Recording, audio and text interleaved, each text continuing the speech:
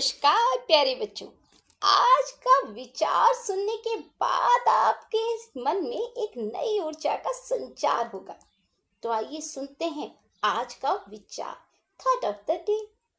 अगर आप महान काम नहीं कर सकते तो छोटे काम महान तरीके से करें। अभी इसका अर्थ भी समझेंगे। पहले जरा इसे अंग्रेजी में भी पढ़ लेते हैं। If you can not do great things, do small things in a great way. बच्चों, आपने जोकर देखा है?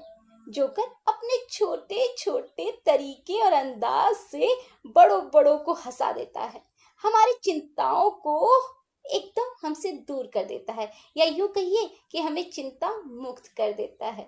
तो ठीक उसी प्रकार से छोटे छोटे कार्य करते हुए अपनी महानता की सीढ़ी की तरफ बढ़ते रहिए।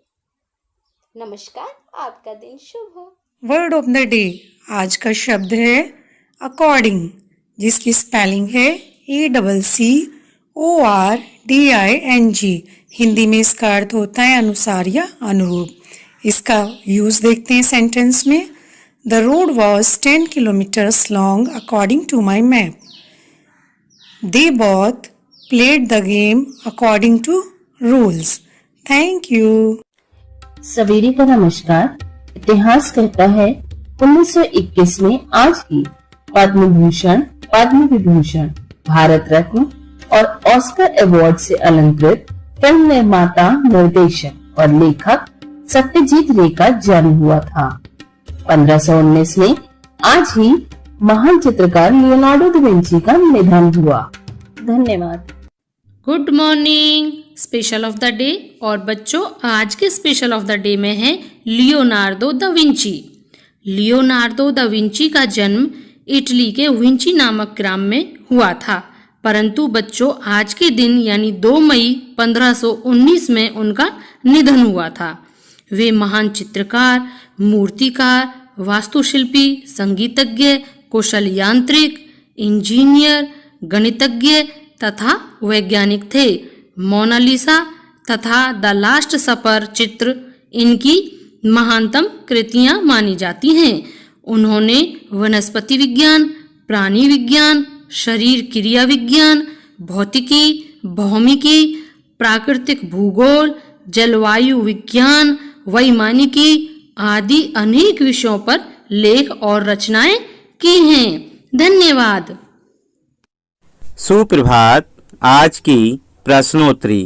प्रश्न 1, पोंगल किस राज्य का त्योहार है? इसका उत्तर है तमिलनाडु। प्रश्न 2, भांगड़ा किस राज्य का लोक नृत्य है? इसका उत्तर है पंजाब। प्रश्न 3, भारत की पहली महिला शासिका कौन थी? इसका उत्तर है रजिया सुल्तान। प्रश्न 4, इंकलाब जिंदाबाद का नारा किसने दिया था? इसका उत्तर है भगत सिंह ने। धन्यवाद। Good morning students. आज की मॉर्निंग असेंबली की बाल कविता का शीर्षक है कोरोना से बचाओ। तो चलें हम इससे कैसे बचेंगे और क्या आदतें हमें अपनानी चाहिए, एक कविता के माध्यम से हम सीखेंगे। तो चलो शुरू करते हैं। आओ मिलकर मुहिम बनाए, कोरोना को दूर भगाए, साफ सफाई को अपनाए, जीवन अपना स्वस्थ बनाए, हाथ धोने की आदत अपनाए, मुंह पर अपने मास्क लगाए, सामाजिक दूरी अपनाए, भीड़ हो वहाँ हम ना जाए, हाथ जोड़कर सिर को झुकाएं, भारतीय संस्कृति को अपनाएं, शुद्ध खान पान अपनाएं, रोग प्रतिरोधक क्षमता बढ़ाएं, यह संकल्प मजबूत बनाए, कोरोना अब देश से जाए, कोरोना अब देश से जाए। ओके बच्चों, थैंक यू। नमस्कार। चलते हैं आज की कहानी की तरफ। तो आज की कहानी का शीर्षक है बैल और गधा। 2 विद्वान एक गृहस्थ के घर अतिथि हुए। एक विद्वान स्नान गृह में गए तो गृहस्थ ने दूसरे से उनके बारे में पूछा। वह कहने लगे, वह तो बिल्कुल बैल है।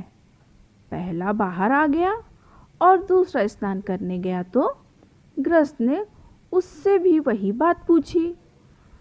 दूसरा विद्वान बोला, वह तो पूरा गधा है। दोनों भोजन के लिए बैठे तो गृहस्थ ने एक के आगे भूसा और दूसरे के आगे घास पटक कर बोला, लीजिए महाराज, बैल और गधे का भोजन हाजिर है। यह सुन दोनों बड़े ही लज्जित हुए।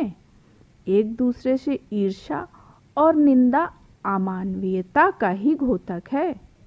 तो समझा बच्चों आपने, किसी की पीठ के पीछे उसकी निंदा नहीं करनी चाहिए। आज के लिए इतना ही, धन्यवाद। नमस्कार। आज मोटिवेट और सेल्फ का विषय है हम सूर्य की तरह बने। शिक्षक होने के नाते समाज में हमारा स्थान एक जिम्मेदार नागरिक, एक नेतृत्वकर्ता, एक इन्फ्लुएंसर का होता है, जिससे हमारे आसपास हमारे लोग, हमारे छात्र, हमारी टीम, हमारा समाज हमसे मार्गदर्शन, मनोबल, प्रोत्साहन और प्रेरणा की उम्मीद रखता है। इसलिए हमें इस बात का ध्यान रखना जरूरी है कि जिस तरह से हम अपने आप को प्रदर्शित करते हैं, जिस वाइब और सकारात्मक ऊर्जा को हम बाहर निकालते हैं, वो हमारे आसपास के लोगों को प्रभावित करती है।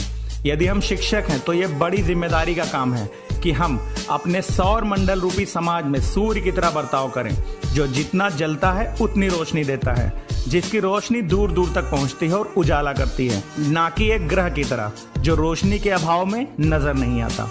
धन्यवाद। आपका दिन शुभ हो।